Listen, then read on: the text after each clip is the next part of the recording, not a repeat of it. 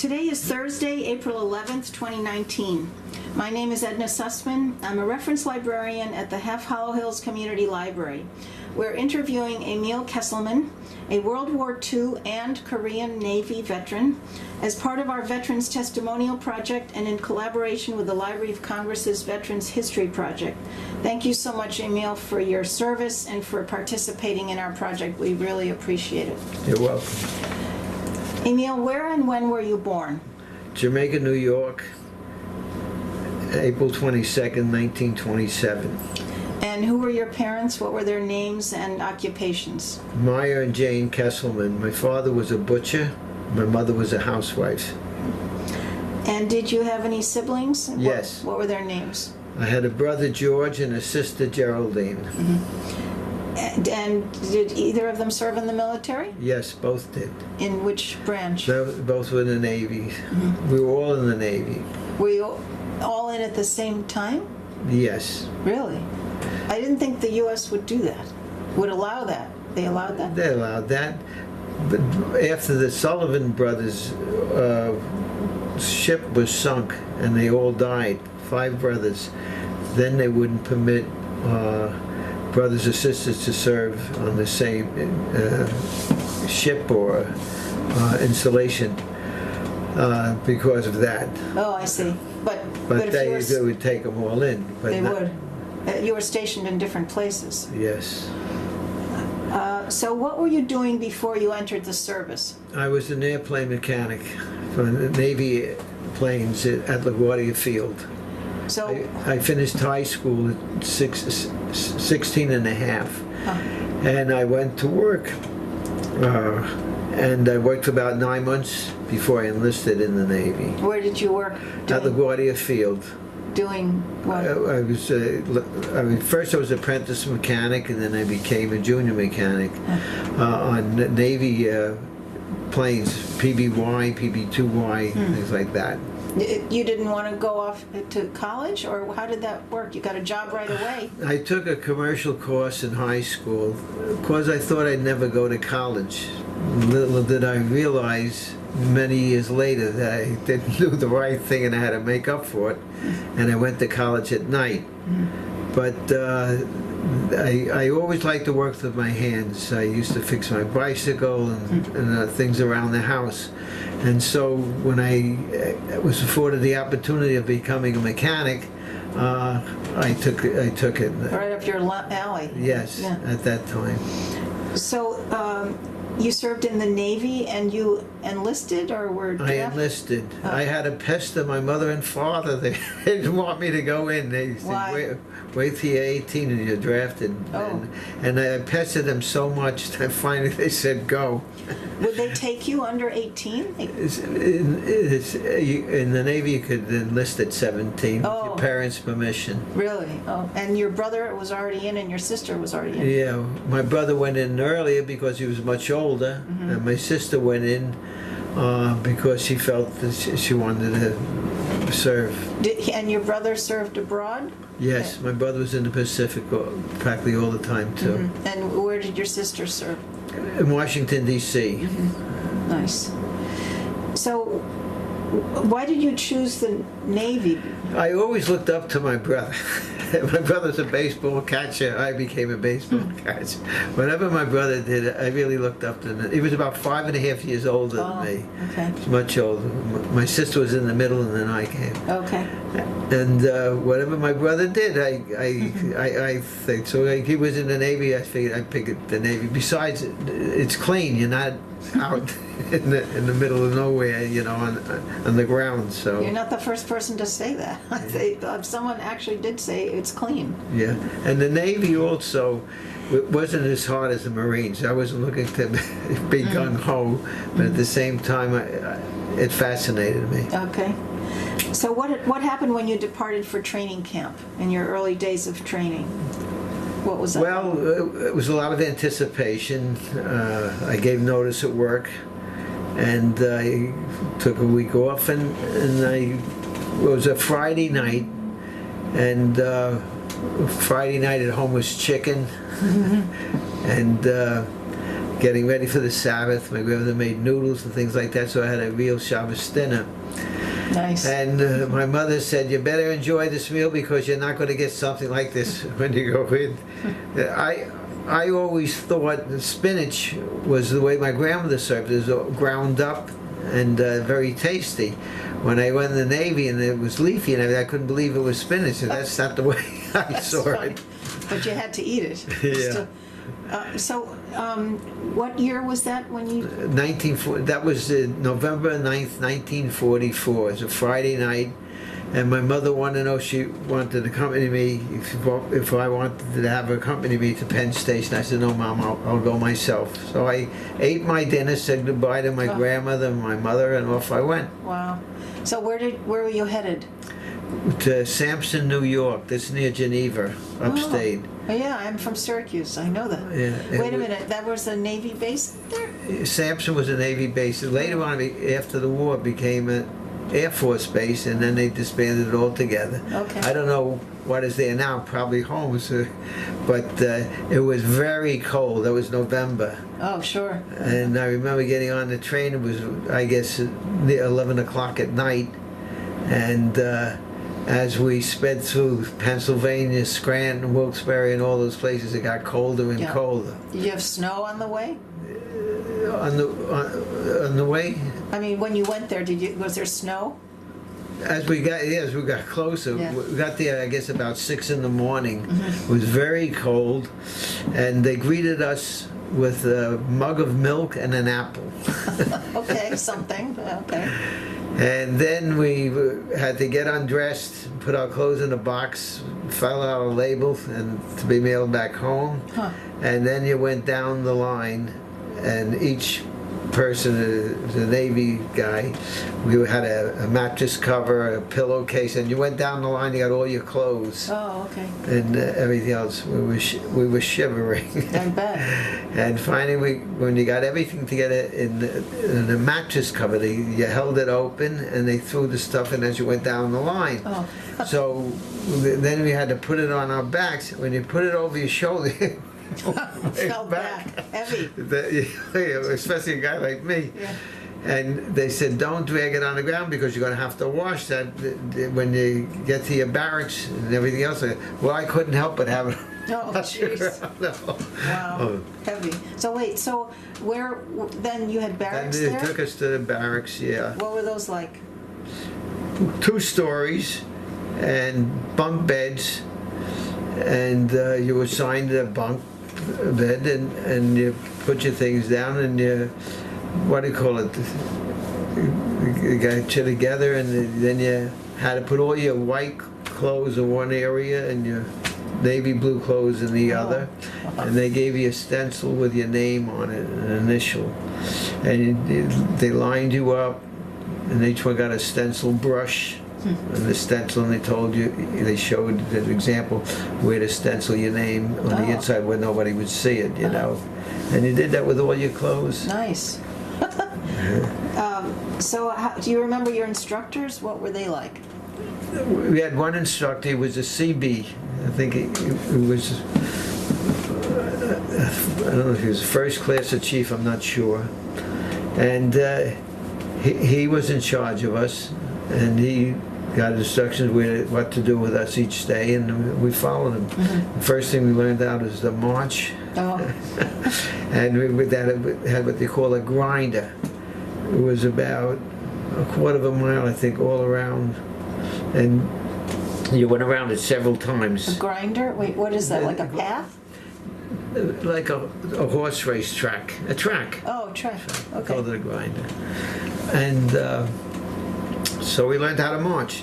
And now they lined us up 5 across and about 20 rows back. So it's about 100 people. Wow. And there's one little guy that stood in the front of the line all by himself, and there was rows of 5 after him. This little guy was called a guide right. He was to march straight, and everybody in the first column with back of him followed him, so that everybody would be straight. Okay. And the 5 across, they had to be straight. When we first started out, we weren't so straight, but you kept marching until you got it. Huh. And the guy in back of me, who was the first one in a row of 5, he used to say, "Kesselman, get over to the left, Kesselman, get over," because I was going off a little bit. That's cute. Well, he's a friend. That was nice. I was the to do guide, that. right. He was a short man. Did you also? So what else did you learn in basic training there? Firefighting. They learned how to shoot a rifle. How was it adjusting to all that? The food and the barracks? Well, it was very, very cold. No matter how many clothes you put on, the sweater, the pea coat, and everything else, you never were warm enough when you were outside. It was like some 29 below at times. Oh, wow. And the snow was very high, like pyramids. Wow. And we were right off the lake.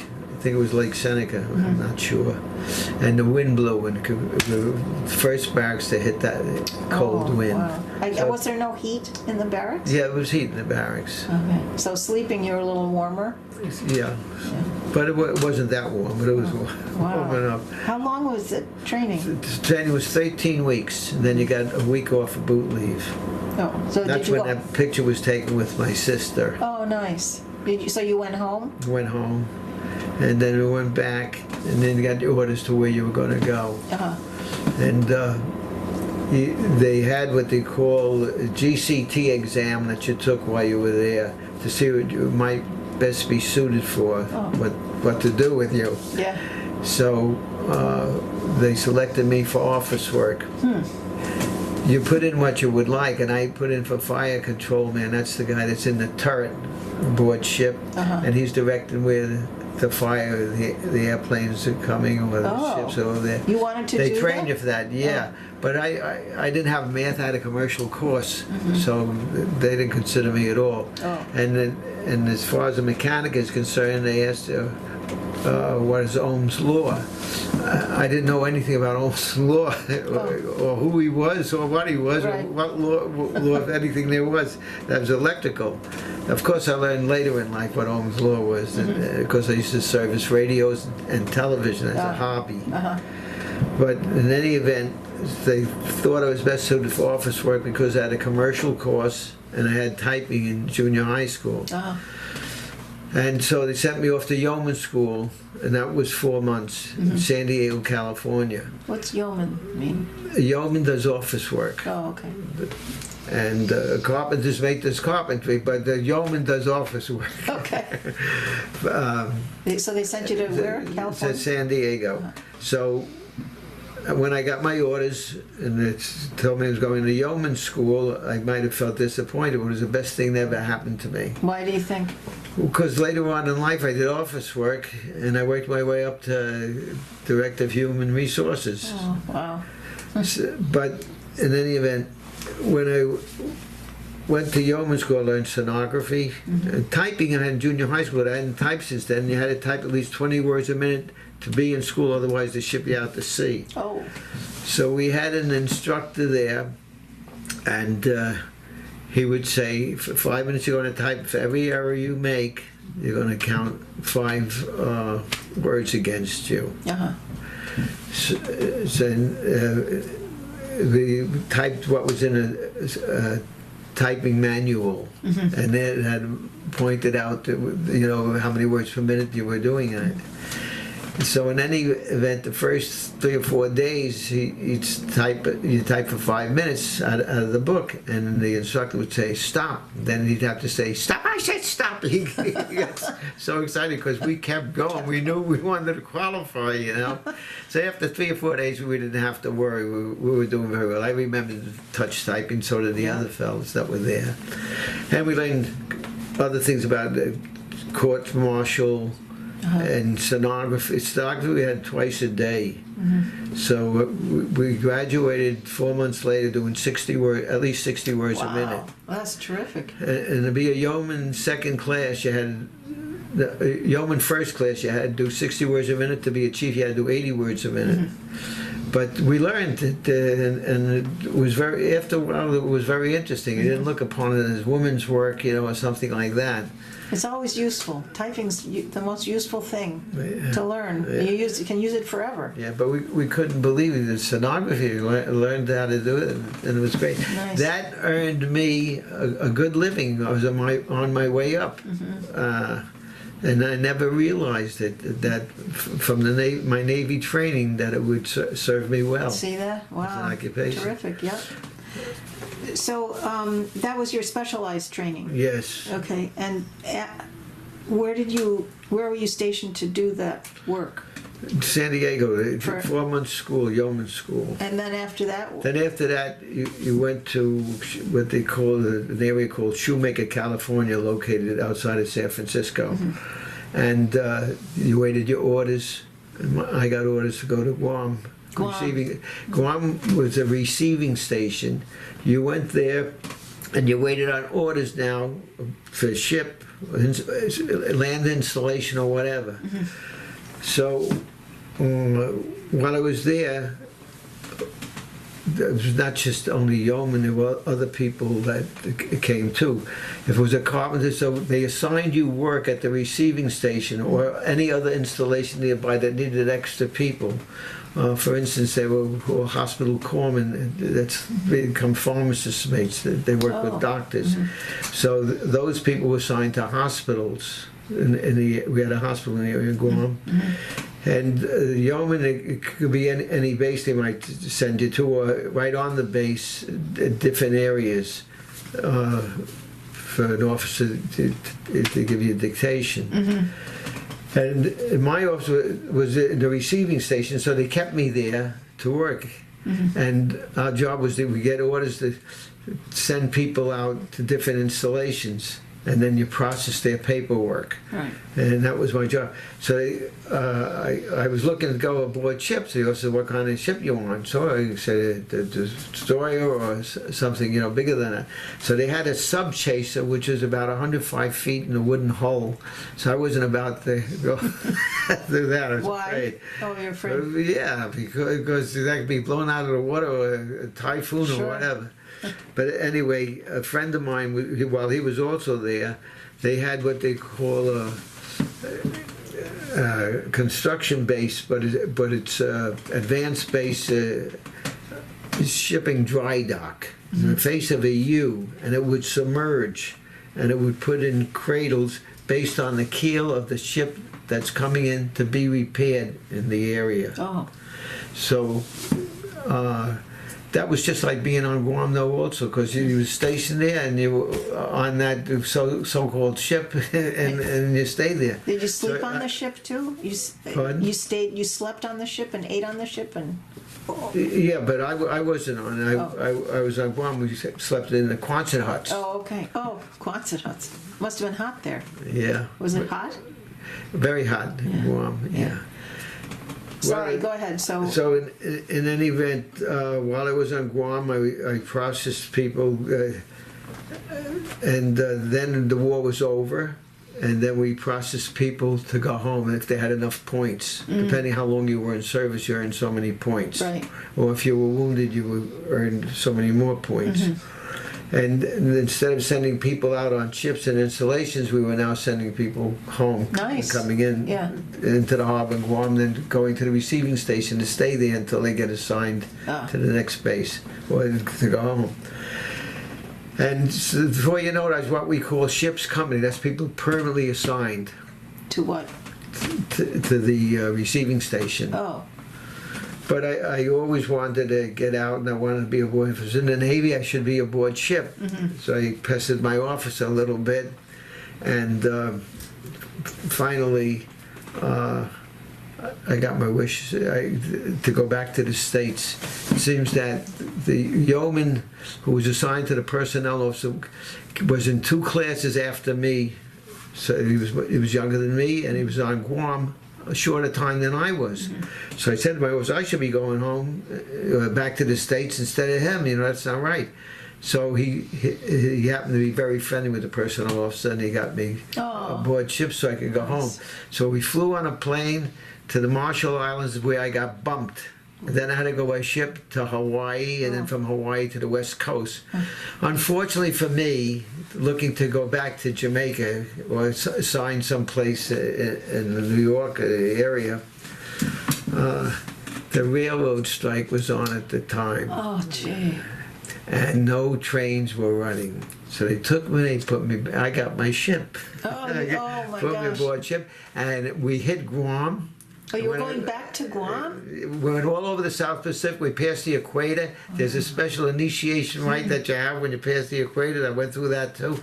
But when I went to Guam, so I went to where the base was, where I was, and everybody had gone home already. So I would have been better off staying there. Sure. Put it on my way. Anyway, at that time they made it. It was an edict. Every reservist had to be out by August 20th. Only regular Navy men after that. But you War's over, everybody out. But you weren't in the reserves. When I joined the Navy, that was reserves. Oh. But the reserves doesn't mean you're on land duty. It means the reserves were active duty. So we were active. Yeah, okay. So they had to be out by August 20th. So while I was aboard my ship, so when we went back to San Francisco, and there I was just, got orders off the ship to get discharged at Lido Beach. How did you get back to Lido Beach? By train. Oh, you could take a train then, by then. That's the way I got to San Diego when we went by train. You said there was Came a back by train. train strike at one point. Yeah, that's why they put me aboard ship, and out I went. Right, but then you got back and the strike They was had to be over. out by August 20th, Oh, okay. 1946. Okay. So the ship got back to Frisco. They gave me orders. So I went by myself on the train. And 5 days later, I arrived in Long Beach. And when I passed Jamaica, I was looking for a house and everything else. Meanwhile, unbeknownst to me, while I was coming home, my mother moved. The neighborhood got very bad in Jamaica, and she bought a house in Laurelton. Oh. So my brother and sister were home. They were in Jamaica, and they went with her to Laurelton. And family now lived in Laurelton. And my mother said, by the time you get back to New York, we'll probably be in Laurelton because we're moving soon. I had called her from San Francisco to tell her I was coming home. She said, call Aunt Rose and she'll tell you if I have a telephone number where I am so that you'll be able to come home. Yeah. So, okay. So I went to Lido Beach, and it took us 2 days to be mustered out and get that ruptured duct that I told you about. Yeah. Anyway, I called up my parents when I got to Lido Beach, and I told them I was in Lido Beach. I'd be there 2 days, and then I'd be coming home. So my father said, "Where are you?" And I told him, and he said, "Okay, I'm coming with Uncle Leon." He says my uncle had a car. My father, "We're coming to see you." So they came to see me that night. At Lido Beach, and my father's being a butcher said, "What do you want?" He said, "I'm bringing home a nice steak, a nice rib roast." So what? I said, "Pop, bring home a tongue." They don't give you a tongue in the name. No, I bet not. I love tongue. Yeah. So anyway, so they went home, and 2 days later. Oh, they couldn't take you out. No. Oh. So 2 days later, I arrived. They took us by bus to Long Beach Railroad Station. I went into Jamaica. And in Jamaica, I stopped off at Montgomery Ward's, which was a big department store. Right, I remember. And I bought gifts to everybody in the family, for my grandmother, my sister, my brother, my mother, my father. And then I went to the bus terminal in Jamaica to get the bus to Laurelton. My mother told me, the instructions how to go. And there's a record store there. I picked up a couple of records, 5 Minutes More with Frank Sinatra. And there was another one, I forgot what it was. In any event, and off I went home, and I called my mother. I was leaving, so she said, "I'll meet you on the corner." She told me where to get off the bus. I got off the bus, and there was my mother. Nice. She says, "Come," she said, "I'm going to show you where we live now, and I'm going to show you something that you always wanted." I said, "What's that, Mom?" She says, "Come, I'll show you." So we lived a few houses down from where I got off the bus. It wasn't far to walk. I went into the house. She said, "Come on upstairs." She took me upstairs, and with 3 bedrooms. She said, finally, she says, "Here, your own room with your brother." Oh. because we always slept in the living room, or, you know. Really? Or the front room, as we called it, and the couch that opened up, you know. Gee. Wow, this is a nice surprise. Yeah. So it was a room about 8 by 8, very small, and there was a place to go up to the attic above us. And in the winter, that room was cold, and in summer, that room was hot. There's no such thing as air conditioning then, in our house anyway. Yeah. And so that was the start of my civilian life, and you could stay home for 52 weeks and collect $20 a week unemployment if you wanted to. That would. Did you go coming out back of to a service. job? I mean, If you didn't want to go to work, that's what they called a 5220 club. oh, okay. But I was a worker. I'm still a worker, type A, always on the move. So I was home about 4 weeks, and I got restless, and I looked for a job. And my friends were working at an Equitable Life Assurance Company right opposite Penn Station. And it was an easy way out. So I went there, and I told them that I would like to take STEM. I wanted to keep it up. But only the girls did that. Oh, no kidding. Yeah. So I was working people who bought group insurance. Companies would buy group insurance for people, and we got a roster of all the employees, and I had to type their names on a certificate. That's what I was typing names on a certificate. It was very, very boring and non-productive as far as I was concerned. I started to look for a job after 3 or 4 months, and I answered. We went out on a double date. A friend of mine, what we call it, fixed me up with it. We had a double date. Girls in Brooklyn. We went asked to see The Best Years of Our Lives, the movie. And then we went to Ruby Foo's after that for Chinese. Well, I got paid every other week. And the money that I got for every other week went that night. Oh, gee. So I said, That's this is quite no a good. date. I Wow. got, yeah. Well, it wasn't $30-some odd dollars. That was a lot of money then. Sure. So, and then I had to take the train home all the way from Brooklyn and the bus to Laurelton. I said, this is no good. So the next morning I got up, and my sister was sitting with a boyfriend who later became her husband in the kitchen, and I took out the Journal American with paper that we had there and looked up the want ads, and I answered an ad. And my brother happened to say, look at the Big Shot takes a gal out to see The Best Years of Her Lives at New York Strand or whatever movie it was, and then Ruby Foo's, and what do you call it? Now he's looking for a job. Well, anyway, I answered it, and I didn't say the name of the company. It said a box number. I answered it, and I got an answer. It was for a typist, a stenotypist. So it was in downtown Brooklyn. And it was quite a trip by bus into Laurelton to Jamaica, the subway, and then the subway to York Street in Brooklyn. How long did all that take? About an hour and 15 minutes, hour and 20 minutes. So I got up the train, I walked down the block, I found the place, and I was interviewed, and the boss said he would let me know. Several people applying for the job. Meanwhile, I think I was the only one, but what do I know? Yeah. And a week later, I got a call to come in. So it was about 15 minutes more travel than from where I was going to Penn Station at Equitable Life. And it was about $10 more a week. Oh. So I could have made more 52.20 than when I was making $26 a week at the insurance company, and then I had to pay tax on it and transportation and lunch. Right. And meanwhile, $20 would have been more than what I netted, you know. Did you have to give that up when you got the job? When you got a job? Oh yeah, you didn't get 52.20. That was unemployment insurance. Okay.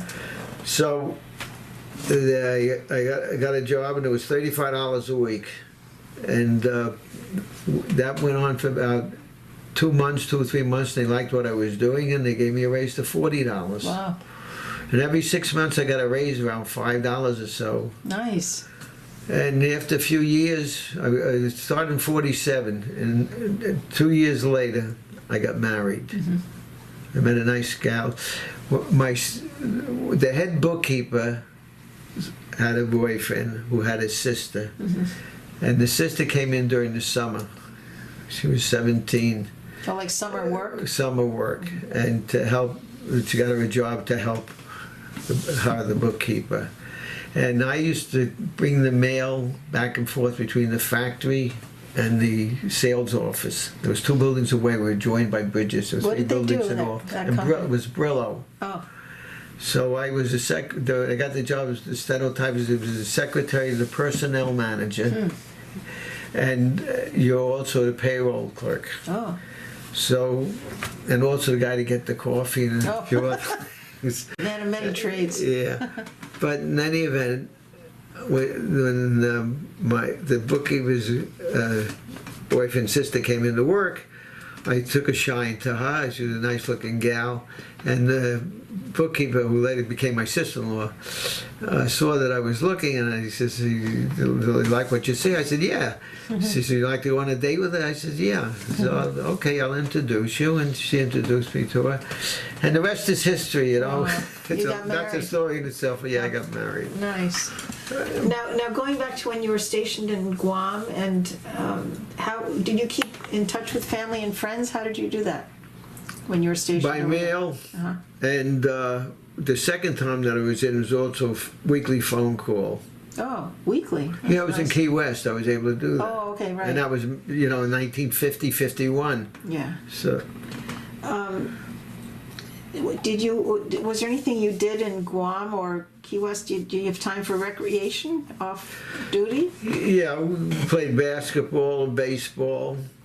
In Key West, no, it was in Guam. One time I went up at a layup shop in the basketball, and it was so hot, the heat got me, and I just passed out. Oh, jeez, wow. Yeah.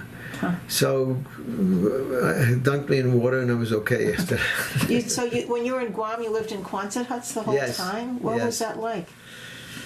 I mean, they had bathrooms, or I mean, how did?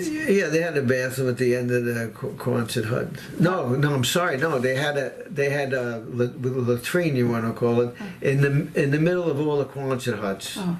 They were all lined up in a row, and in the middle you had showers and Oh, the okay. bathroom. How many guys in a Quonset hut?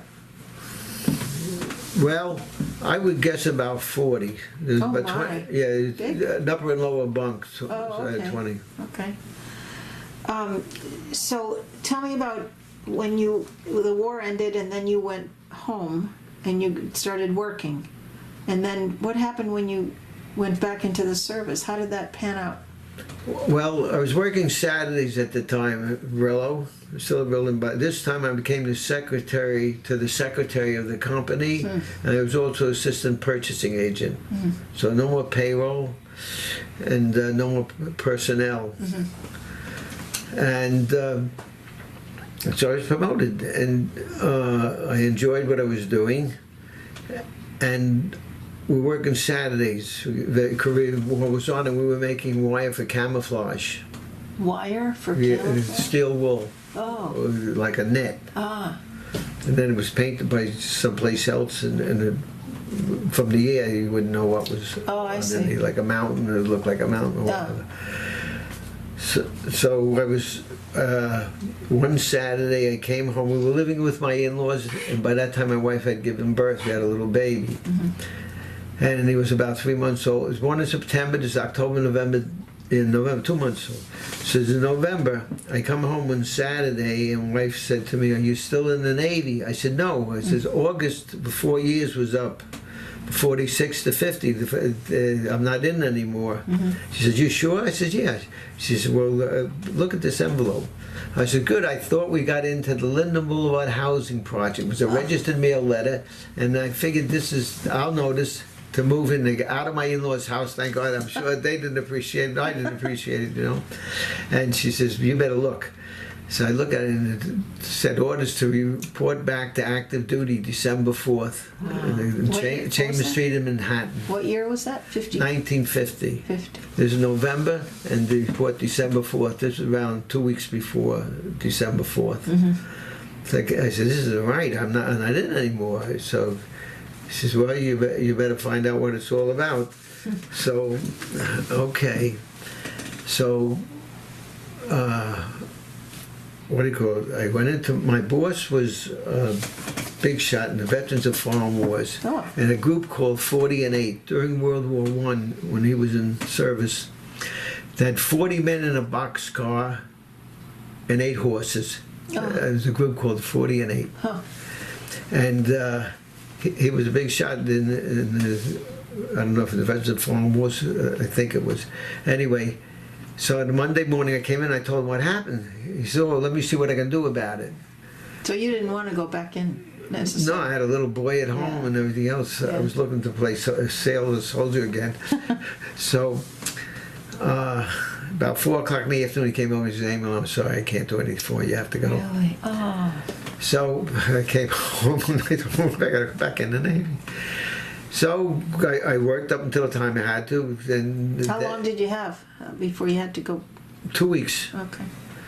So I bid the family goodbye. We went to see my mother. My mother lived in Laurelton. Said goodbye to everybody, and off I went. Wow. And I was in the Flushing Avenue. They had the barracks opposite the Navy Yard, and that's where I stayed. What do you call it? Until I got orders to go to be assigned someplace. So you didn't have to go through basic training again? No. Or anything like that? No. Did you go in at the same level that you left at? Yeah, because when I went out, I joined the reserves. I was an inactive reserve. You didn't go to meetings. You didn't do anything. You were a civilian. Oh, But okay. if something happened, you would have to go back. But nothing's going to happen in 4 years, so I thought. Right. And if it did, they would grab me back, get drafted as something anyway, because I was young enough. So that's, my brother could have killed me. He said, you didn't have enough. He says, it's George, nothing's going to happen in 4 years. How could you have avoided it, though? Couldn't. I mean, The president froze it. I thought I wasn't in. Huh. But I learned that when I went back in the chamber scene, I said, why are they calling me? I said, I'm out.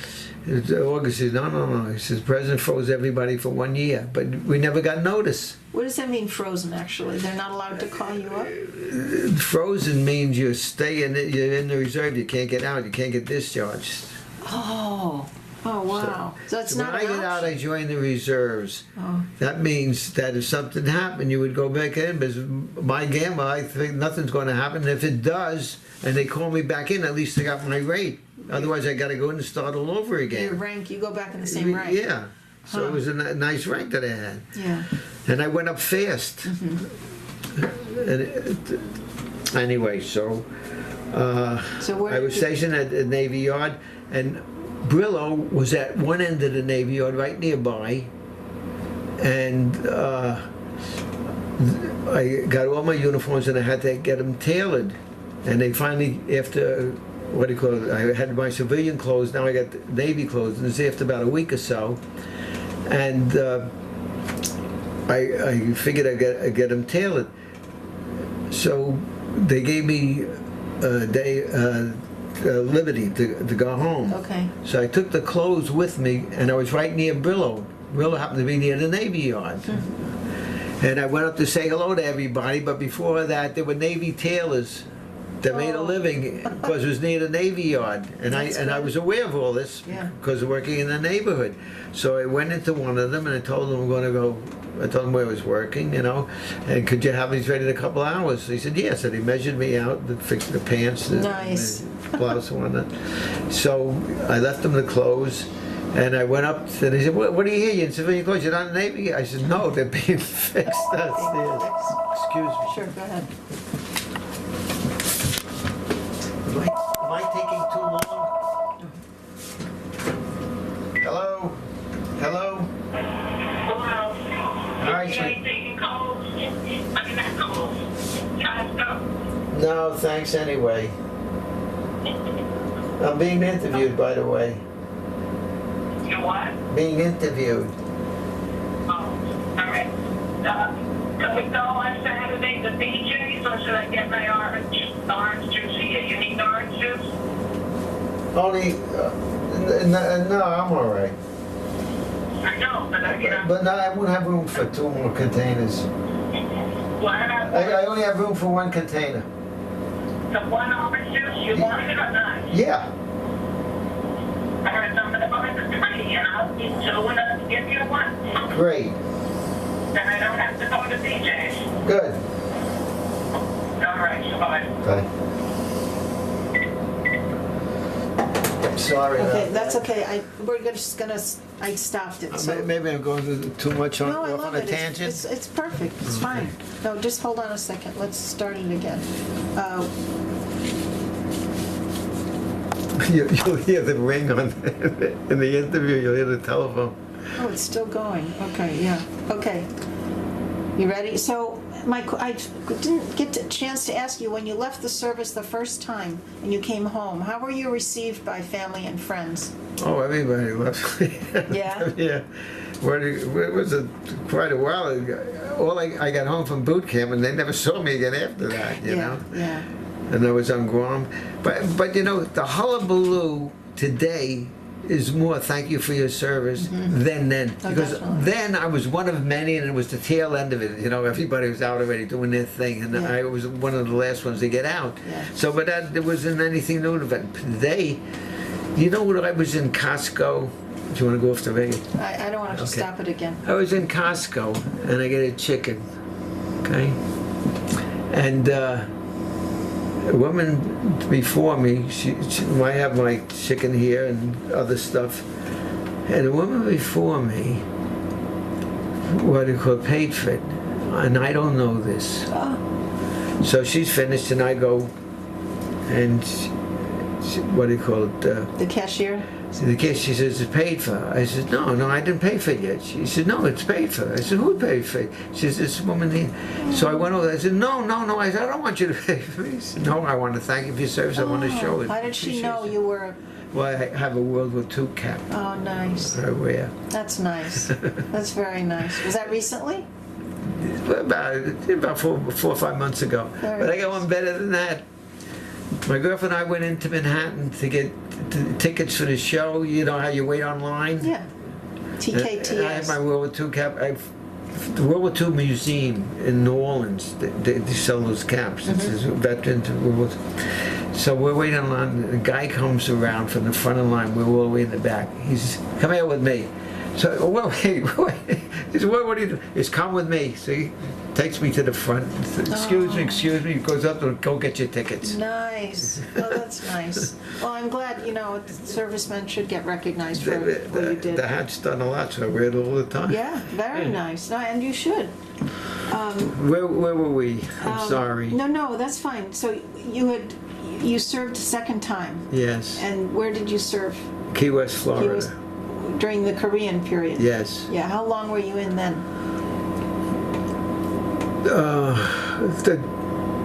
Almost a year. And were you also like office work for that same type of job? Yes. You liked it? Yeah. It was much like what I was doing. Well, not really. I was typing reports. It was a destroyer base. And there were a lot of destroyers in the harbor, and they would go out on operational runs. What happened was they were putting in sonar and the radar equipment up to date, and they would install it, and these ships would go out on runs as though they were at war. And they had targets, and they wanted to test the operational gear that they had was up to date, and they would report on it. So they would come back to the command and lieutenant commander in office. It was called material evaluation. That was the name of the office where I was in. And lieutenant commander on one side and the commander on the other. The commander was from West Point. The lieutenant commander was the guy that worked his way up. We call him a Mustang, a guy that was an enlisted man and then became an officer. Oh, wow. But they were limited. They only went to a certain level. Like lieutenant commander didn't go much above that. Oh. Very seldom. Anyway, so they would write up the reports based on the information that they got from the ship's captain that went out, and how everything went. It was an operation report, and I typed that up. Oh, okay. So there was no sten taken at all. You typed everything up. The two guys, one couldn't spell. I had to correct everything, and the other one, the commander, he was a West Point graduate, so he was no dummy. He was a bright guy. They were both nice people. And to me, I worked for them, but I was still like a civilian at heart, even though I knew how to behave in the Navy. You know, yes, sir, and this, that, and whatever they wanted, I had to go get. I don't know if I should say that. The black people were also now getting into the ranks. Truman lifted an order, he issued an order and said that they have to learn and get into the other ratings too, not just to be officers' cooks, officers' stewards. And they were integrating the barracks now too. So they weren't separated. Was there any problem with that? People? What happened was the black people couldn't get advanced. They couldn't get into other ratings or anything. Well, they were stewards, you know. Stuck in lower positions. The Navy was from the South, you know. Here in the North, we have industry and everything else like that. People go to work. Down there, they didn't have too much, so either farmers or, you know. In any event. So we'd say, Kesselman, tell the boy I want to shine. So I have to go to the steward and tell him, come over. You know, Officer McAllister wants to have a shine. That's Commander McAllister uncomfortable. wants to shine, yeah. And then we had a redneck in the office next to us from Georgia. He was a Mustang. He worked his way up. He's a tough guy. And he said, Kesselman, go get the mail. You know, that's what I had. Until one day, every Saturday we stood inspection. So Saturday we're in inspection and we're just about finished, and all of a sudden the voice yells out, Kesselman front and center. So I said, oh boy, what do they got for me now? We were reservists called back. We weren't liked too much. Why? Because we were not regulars, and the regular Navy men, to get a station, a billet, where you're on land, you know, in the United States, you're not out at ship or overseas or something like that. That was a good duty to be on land, you know, not to be and at home, especially if you could get home, not to be out at sea, and so they felt we should be the ones that should be out at sea. So whatever dirty detail there was, we got. So I said, oh boy, what do they got for me now? And there were a lot of things that we got that my rating I shouldn't have had, you know, cleaning jobs and things like that. Anyway, so get your gear. He said, bag and baggage, going over to the main naval base, temporary additional duty. What does that mean? I got, instead of being where I am, I'm going to get temporary additional duty. Oh, temporary, okay. Yeah.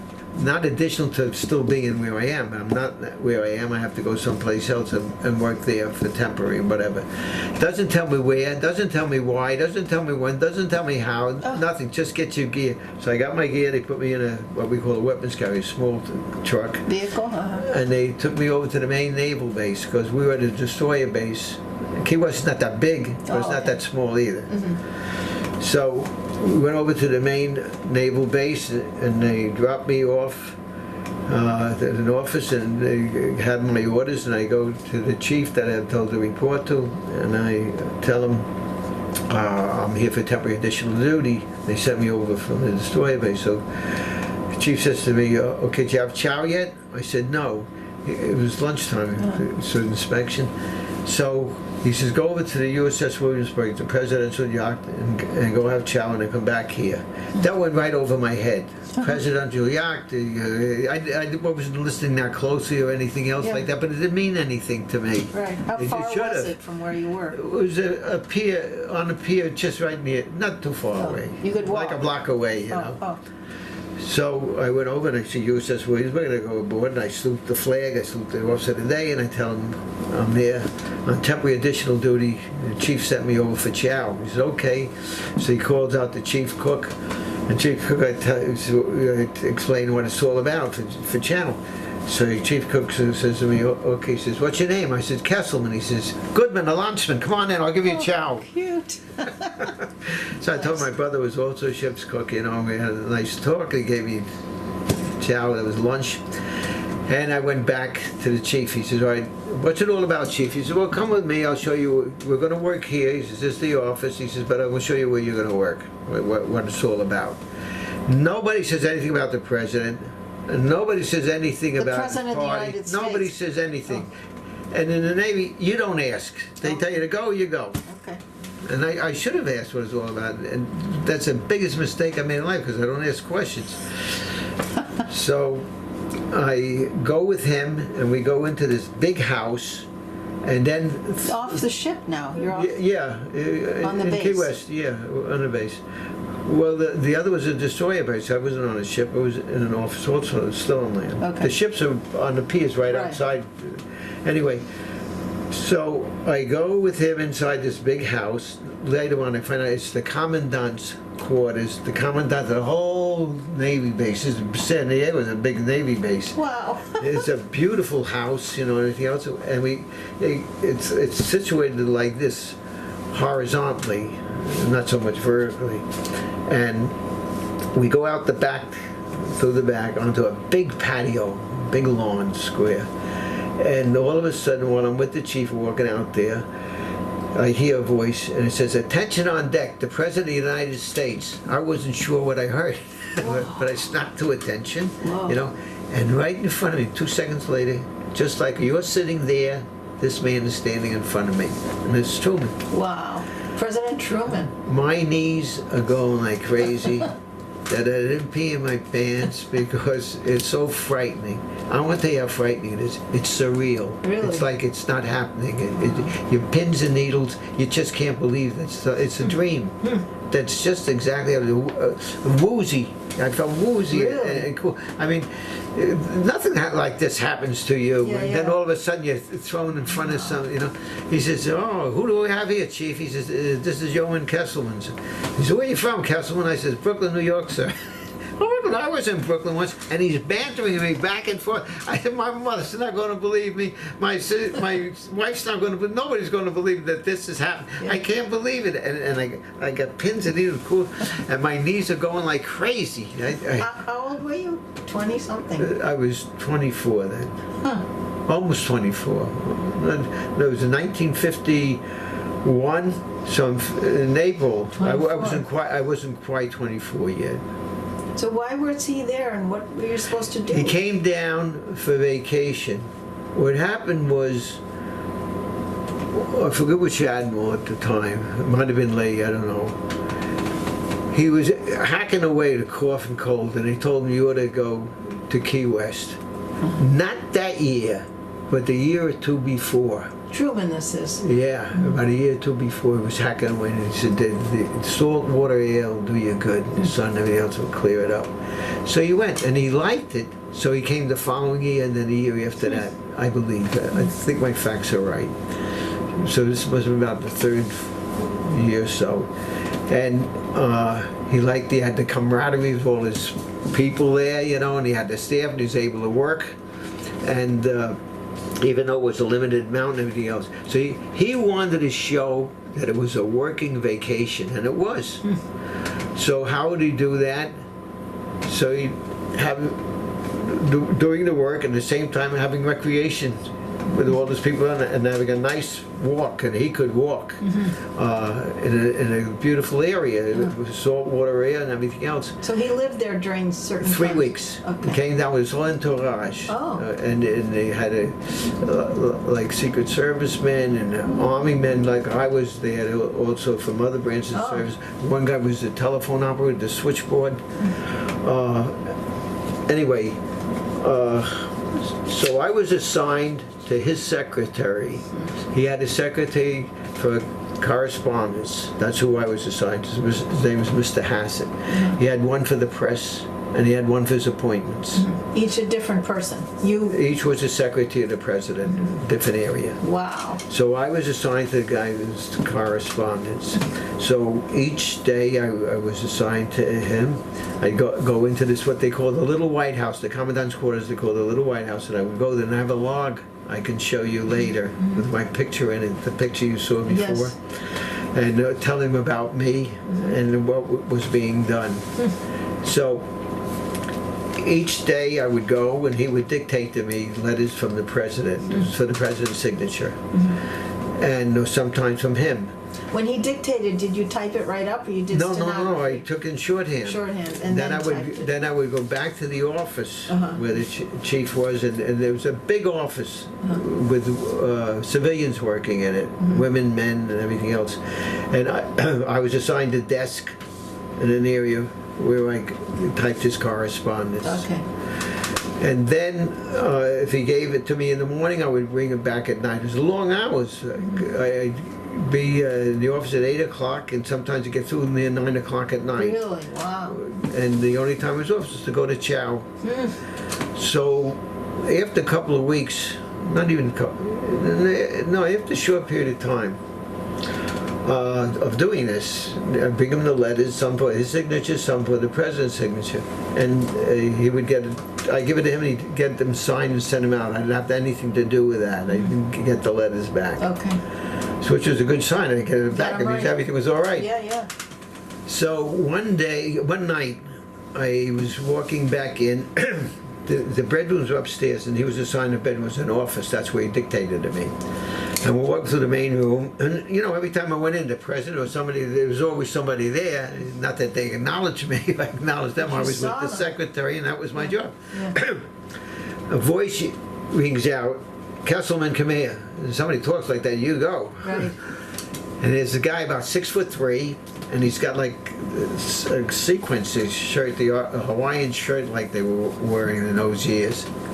Fancy. Big, tall, good-looking guy, and he says, "Tomorrow morning I want you here, 0800, understood? Clean shaven, shoes shine, clean uniform." What do you call it? Ship shape. Okay? I said, "Yes, sir." And I go back. Meanwhile, the secretary was waiting for me to come back. He said, "What did Admiral Dennison want?" He didn't tell you why. No. He said, "What did Admiral Dennison want?" What was he saying? So I told him what happened. He says, "That's not right." He says, "You're here." He says, "You're early in the morning, late at night." I said, after 2 or 3 hours, the white uniform's not so white anymore. The shoes aren't shined, and the shave at 9 o'clock at night after early in the morning. He says, "I'm going to talk to him." He said, "Sir, leave him alone." He had a Manhattan in his hand. I said, maybe he wasn't feeling any pain. "I can handle it. No, don't worry." He said, No. I said, "No, leave it alone. Leave it alone." So we went up, and I did whatever I had to do with him, business, and I went back. I put in a call to early chow, and first thing I did was I showered. I couldn't wake me up before reveille. I showered. I went for early chow. I came back. I had my shoes shined and everything else prepared, and I put on a uniform and everything else as I had before that, dungarees on, and off I went to the office. So I told the chief what happened. He said the same thing. "This isn't right." He says, "You work very hard." And I told him, "Look, he had him in hat in his hand. Who knows why?" He said, No, I'm going to find Chief, leave it alone." He said, "You stay here." So he goes across to the what they call the Little White House, and he comes back. He used to joke around with me. He says, "Kessel, relax. You're going to have your picture taken with the president." I said, "Yeah, come on, cut it out, Chief." He says, No, you see, you're going to. I'm telling you. I said, "Chief, stop the nonsense, cut it out." And with that, the phone rings. He says, "Kesselman, take your book over there, they want you." And remember what I said? I said, "Come on, Chief." So I walk into the Little White House, so to speak. And do you remember when you went to the movies, they had the eyes and ears of the world, and the bulbs were popping all over the place, the photograph bulbs. Well, I went in there, I couldn't see. I was blinded by all these bulbs popping. Really? So out of nowhere, there's a little corner. It says, "Kesselman, come here." It's the president. Sit down. And yeah, the chief had said to me, "Go over with your book." So I went over with my steno book.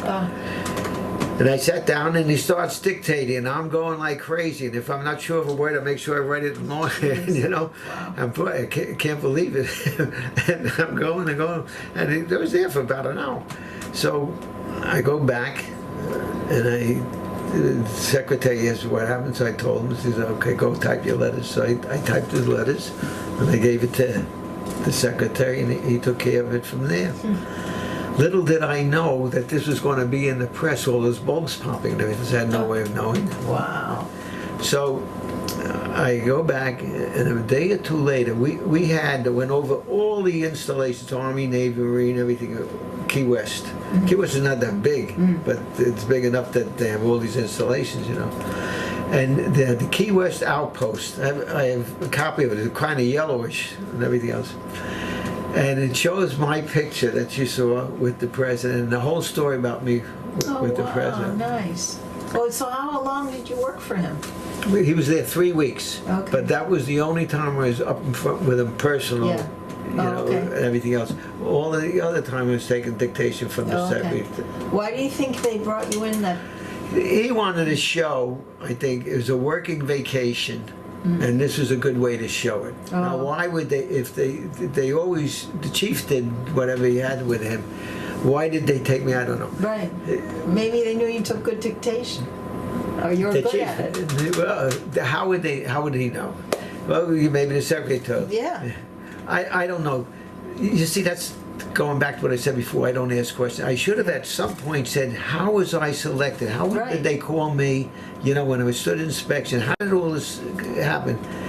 Everybody's dead now. I mean, who would I call? But it worked, and it was a thrill, and you must have done a good job. But I didn't have sense enough to say, well, it would have been a good story to learn how did all this take place. Right, right. So in any event, so that was that.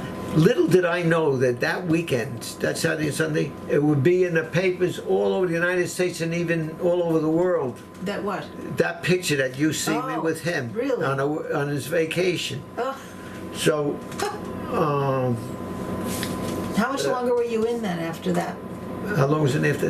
In August, they said the president couldn't freeze anybody for more than a year. Oh. Now, when I got out and then joined the reserves, the day I got discharged was August 20th. Of what So year? therefore, that was 1946. Oh. So I was out August 20th, 1950. Uh-huh. But I was in error, as I told you Right. before. So then how long after that did you stay in? So I went in December 4th, August 20th, 1951. I got out. You got out for good? Yeah. So that was about 9 months. Oh, okay, 9 I months. said almost a year before. Now, the Korean War was still going on. Oh, yeah. Yeah. Did they give you the option to stay in? Oh, that's They did. another story. They wanted me to stay in there. Oh, they did?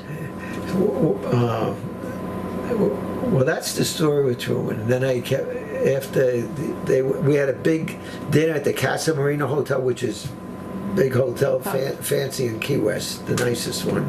And Jackie Miles was a comedian, and he entertained. So everybody that was on Truman's staff, including me, was invited to this. Oh, how nice. This was the night before he was going back to Washington, D.C., when the 3 weeks were over. Nice. So I went back to my base, and do you think that somebody would say, "Hey, Kesselman, boy, how was it?" and everything else? Nothing really. Really? I cut so bad, and I went back to work. And my officers, the two officers there, I don't remember if they questioned me much about it or anything else. You'd think that the captain of the base would come down and say, "Who's this guy, Kesselman?" You know? Nothing, absolutely. This is the Navy. Oh, wow. This is the Navy. You had nothing. You know, listen, man. You know, when I got back to work the Brillo, that was another story. Anyway, I went back to the base. The only thing is, for about a week it lasted. There was a Kesselman tell a boy, "Get me a chine." Oh. I'll get the mail. Wow. I was treated like something, but that's about all. Okay. No questions, no big things. And then- was it? And I went back to his work as usual. Okay. When you went to your job? At the base? At the base, At the base. yeah. How, And then about, I guess, a few months later, that was March, the end of March. The event took place on March 8th, 1951. So about March 22nd, everything was over. okay. And I went back to my base. About that time, you couldn't get a place to live in Key West if you wanted to live on the outside of the base. Did you want to move off base? I wanted to get my wife and my kid down there. Oh, okay. So, but the tourists were all there, Uh-huh. as you would expect. They all went home the end of March. In April, I got an apartment. Oh, nice. It was a house. You wouldn't live in that house. Oh. Neither would I today. But it wasn't bad. It wasn't bad. It was better than being on base.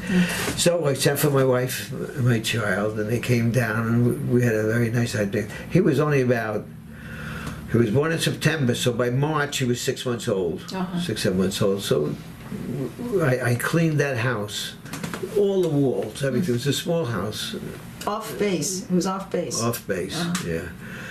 And I don't know how much the rent was at the time, whatever it was. How long did you stay there? I stayed there till mid-May. My wife had to go back with the baby. He got sick. Oh. You see, his blood was still thick from the winter, and air was very hot. April, May, it got very, very hot, and he kept throwing up. He couldn't hold anything down. And the Navy doctors couldn't help. So she said, I got to take the baby home. So it's a good thing that when the doctor saw him at home, when she got home, it's a good thing you brought the baby back, because a little longer, he says, you might have lost him. Oh my gosh. Yeah, he's losing a lot of blood. His blood was thin, and what do you call it? It was anemic. Oh. Anyway, thank God she got him back to good health. And somewheres around, I guess April, May, or June, someplace in there, they said that they couldn't keep me beyond 1 year beyond my enlistment date. My Return date? the date that I was supposed to be discharged, August 20th, 1950. So 51, I got out. This time they gave me my papers, and off I went by myself to the train home. I went straight home. I had my discharge in, and mustered me out. But on Friday, that was the last day I worked. Saturday, Sunday, I'd stay on the base, because Monday was August 20th. And nothing to do on the base, just wait till Monday morning so I could get discharged to go home. Just do nothing. So I got everything ready, and Monday morning I went into the personnel officer and to get my papers. He says, Kesselman, you want to re-enlist in the reserves? So I said, no, I don't think so. He says, well, listen, he says, you know, you did the first time when you got out. He says, you know, you're very patriotic. He says, I know you didn't give us any trouble either. He said, you know, you worked very well. Everybody's praised you and everything else. Don't you want to stay in? I said, no, I don't think so. He says, well, it'd be a good thing to do, you know, you keep your rate and everything else. I said, look, he told me I have 90 days to think this over, and then if I wanted, within the 90-day period, any time I could rejoin. He says, that's true. I said, you give me the 90 days. Wow. I'll let you know. And then? But I knew what I was going to do. Oh, okay. So that stopped him from talking to me. I didn't want to stay there. I wanted to get on that bus and go home. It was Monday morning. Yeah. So I got all my stuff together. I got a cab and took me to the bus station, and I got on the train. Got the train. And then you went back to work? The next morning I was in New York. Called up my mother, and I went home. But at that time, you know, I was married and everything else. Right. And my wife's family, the grandfather had a farm in Fleischman's, New York. I don't know if you know where Fleischman's is. No. About 45 minutes out of Kingston, northwest. It's about 180 miles from here. Where I lived in Brooklyn, it's about 150 miles. So the family every summer went up there, and my wife and all her cousins, they were all around the same age. They all had babies, and they all were up there, you know. And we had what we call a kachelane. I don't know if you ever heard of that term. No. That means cook alone. Oh. Kachelane. So we had a room, and the women shared the kitchen. It was a huge kitchen, and there were about 5 tables, 5 families, and we were one of them. And each one had a refrigerator. Nice. Oh. But you had your own room to sleep in. And you had the little boy. And I had a little boy. Yeah. So I went home. It was a Monday, Tuesday morning. I was in New York. The train, and took the bus. And for the second time with the ruptured duck, I went home. Really discharged. And I stayed with my mother, even though we lived in Brooklyn. I stayed with my mother for a few days, till Friday. And then I took the subway, and I met my wife's uncle in New York. And we went up to Fleischman's. And my wife had made arrangements, I told her, for a week. Just let me go away with you. Oh, that's Just nice. get away, you know, vacation. Nice. Yeah. To R&R, rest and relaxation.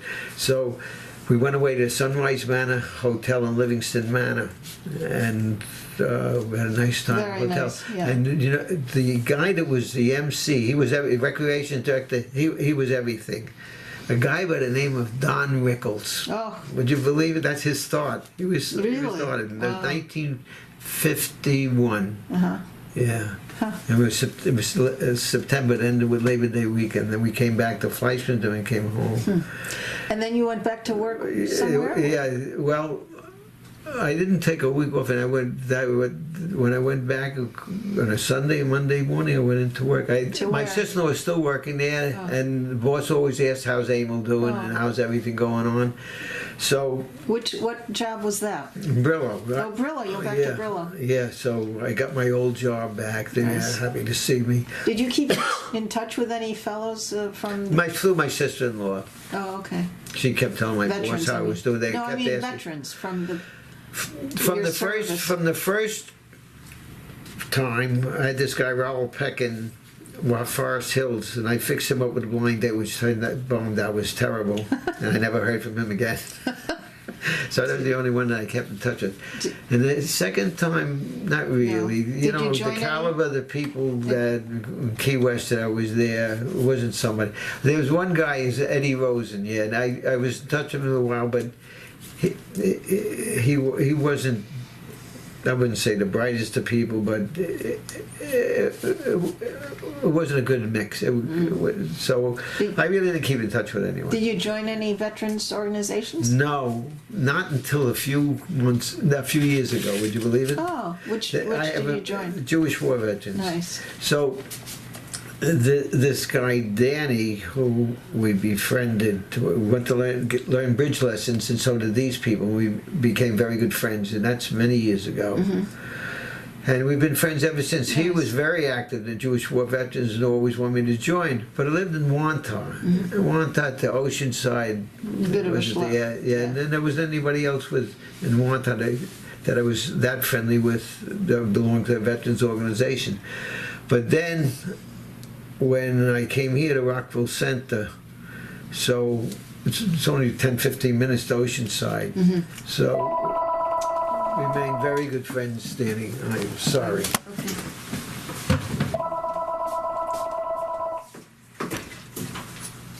Hello? Hello?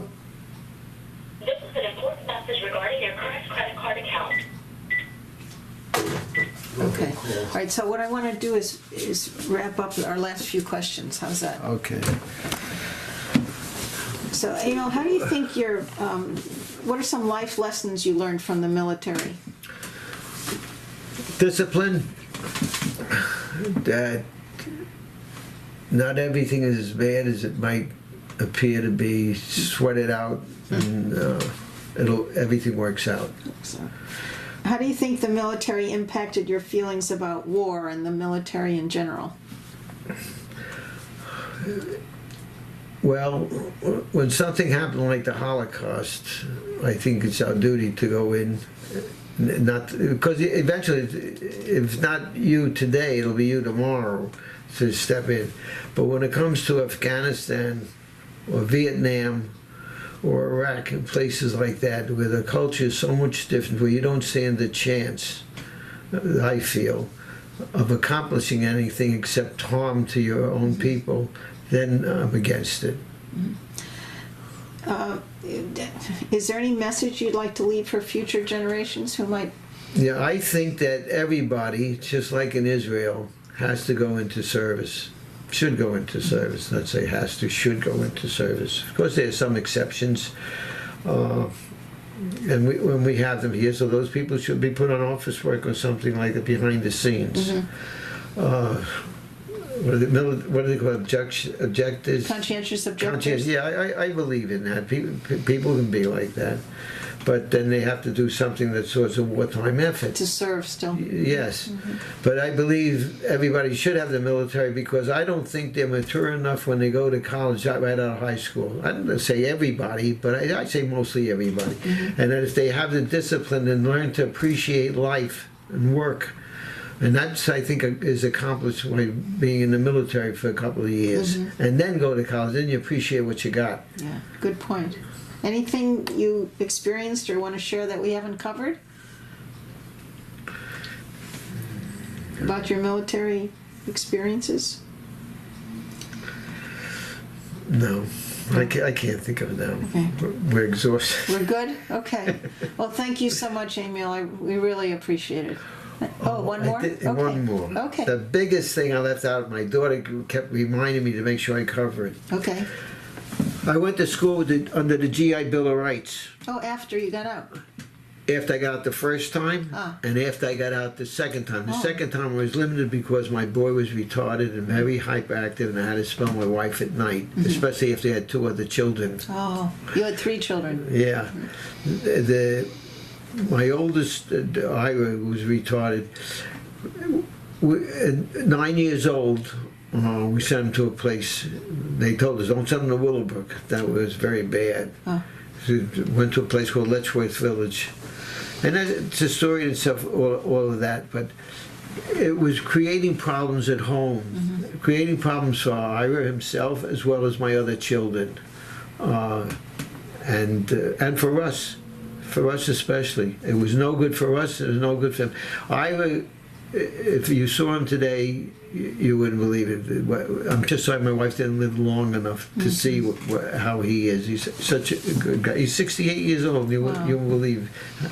He travels all over. He take it in the subway. He wouldn't get lost. You know. But he's a regular mensch. Great. That's wonderful. Very, very good. And he would have never attained that level unless we had sent them away. Because there are many parents that keep their child at home because of a guilty conscience, and I know that because I also felt that way. You don't do the child any good because he can develop more among people like himself and the people that are equipped to train these people. You're not equipped for it. Right. You hold yourself back, you hold the child back. You make your life miserable, you make his or her life miserable. And I see it in my temple as people that don't send it because of that guilty conscience. And how much, and I know from personal experience, my own, but another person too who I know with very close to, because we lived in the same apartment house while in Brooklyn, and I see her every day in Oceanside. And she also has a boy like that. And you have to give them to people that know how to handle them. Right. They can develop to their fullest potential, which you cannot do or equipped to do. Sure. And you hold everybody else back, and you hold yourself back, and you have a bitter life. And he turned out great. Yeah. So. Is that what your daughter wanted you to put in to say? No, my daughter wanted me to say. You better get that in. Yeah. The college education. When I came out, I realized I had to go to college if I wanted to advance. So I started to go. Well, I started to go before I went in service. I started to go when I came out in between the periods of service. In between, I started to go, and I couldn't. The algebra, the high school, forget about it. But then I had an opportunity to go to college under the GI Bill. This is the point that I want to bring out. Okay. That I took advantage of the educational benefits, and I graduated college as many others did. It was the best thing that ever happened. Where did you go to school? Well, it started out at CCNY downtown, City College downtown. When I went back many years later, in 1968, they changed the name from CCNY downtown to Bernard Baruch College. Right. Baruch College, so that's what it's called today. That was the point I wanted to make, the education point. That it helped. Yeah, I would have never been able to be. I was a manager personnel umbrella without a college degree. If I went elsewhere, I wouldn't get that job without a college degree. But I did get the job without the college degree only because I was going to college at night, and they knew that. What did you get your degree in? Business administration. Oh, very nice. I graduated magna cum laude, and I won a medal. Wow, a medal for what? What do you call it? For achieving. For high achievement. Business. Yeah. The whole group. Very nice. Wow. Okay. Okay. Thank you so much, Emil. I can show it to you.